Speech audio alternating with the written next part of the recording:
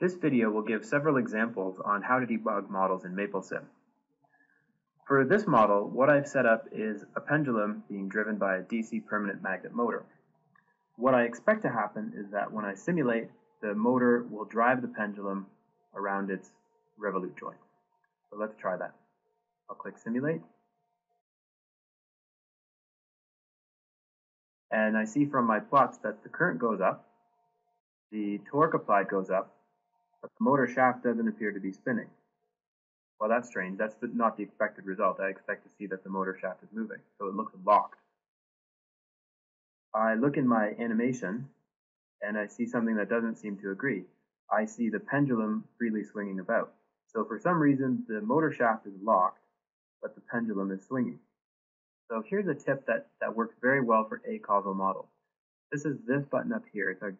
It's our enable or disable button. So what I'm going to do is try looking at different parts of the system in isolation to see what happens. So first, I'm going to disable the motor. So I select the things I don't want to use right now, and I click that disable button. They get grayed out, meaning they're no longer participating in the model. So I'll simulate. Now my probes are also shut off because that part of the model is gone. So I'm not going to get any plots. And I see that the pendulum is still freely swinging. So it's almost like the pendulum isn't really connected to the motor at all. That seems to be the case. So I'm going to flip this around now. I'm going to select that, re-enable it, and I'm going to select the pendulum, disable that. So let's see what happens this time when we take the pendulum out. Click Simulate again. This time I only get plots, and this is different. So we see that the current oscillates and spikes. However, there's no torque being applied, and that kind of makes sense. We don't have the motor attached to anything, so it's not applying torque to anything. But we see that the shaft does spin. So disabling the pendulum stops it from being locked out. So what that tells me is that the motor seems to be working fine in isolation. The pendulum works fine in isolation and when connected, but when we connect them together, it's locked out. So that's pointing me to one clear location here.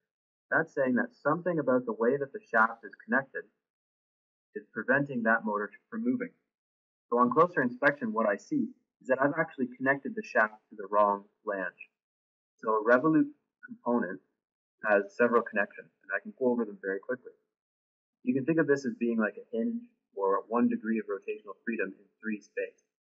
So on the left and on the right, I've got my 2 frames of reference, and those frames of reference are allowed to rotate with 1 degree of freedom with respect to one another. My connection to that 1 degree of freedom of rotation is actually through this flange right here.